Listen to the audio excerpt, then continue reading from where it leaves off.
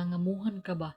Kailangan nimong maghulat sa imuhang amo kung kailan sila mag-uli gikan sa ilahang laag ba kasi siyempre paliguan ko pa yung mga bata kasi nandito yung mga alaga ko kasi nagbakasyon sila. Dugay man sila mag-abot Naang ako ang lulong nga tiguang natulog na. Sus, bali 150 na lang talaga natira sa aking pasensya kagabi. Alas 2, nag ano siya, gusto siyang magpunta doon sa ano ba ano nang maghulog ng alakansya. Imagine ninyo madaling araw hindi na kami natulog. So hanggang alas 3 hindi na siya natapos. Pag alas 4 na inano na ni Lula, kinuot na yung utipot niya ba. Sus, atay man yung trabaho oy. Hantod pinaliguan na namin. Buang-buang naligo ng madaling araw, di ba? Sabi ko, wag na natin itong paliguan bukas ng umaga Lula kay kasi humot na kainin si Lolo.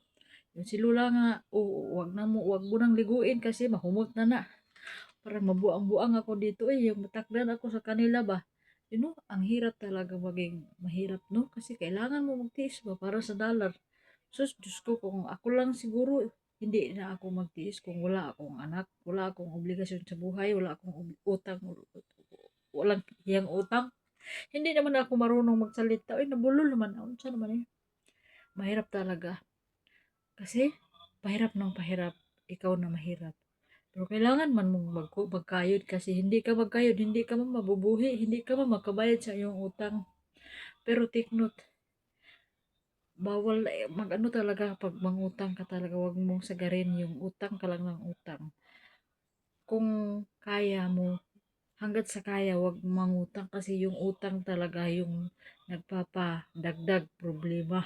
Kasi bayarin, hindi mo labulo na pag bangko, hindi mo siya pwedeng ah bukas na lang kasi may ano bawo ang ano, basta utang na bangko kailangan mo talaga siyang bayaran sa 5-6 naman pwede mo siyang hindi bayaran ng interest pero lalaki na naman ang lalaki yung 5-6 na yan lang hiya din yung bang nangutang ka ng pera mangutang ka rin ng pera para ipambayad mo sa pinangutang mong pera ganun ang nangyari nahitabo sa ako ewan ko nga diri na gyud ko matubuan og uban brown naman ni akong buhok diri na gyud ko matuba diri ba yung dito banda brown talaga ito kasi ewan ko kung anong lahi meron ako tapos balik tayo dun sa aking sinabi mahirap yung ganitong sitwasyon na piling ano ka ba piling matulungin pero ikaw din yung magsasakripisyo kaya yung mga katulad ko na nagtatrabaho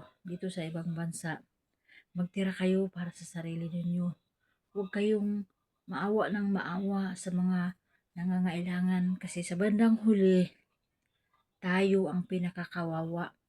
Pag wala na tayong pera, wala na tayong kwarta, yung mga tinutulungan natin yan, 150% hindi na yan naiintindihan yung kalagayan natin. Kasi ang akala nila, matagal na tayo dito sa ibang bansa, marami na tayong pera. Yun ang mindset nila.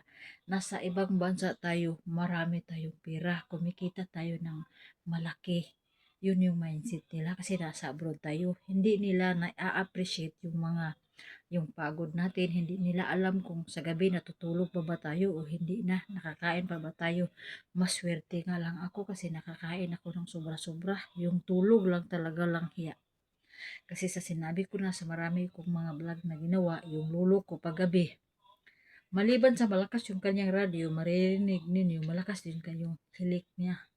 Yung hilik, yung iyak, yung sigaw na parang bata na naglalaro na sarap.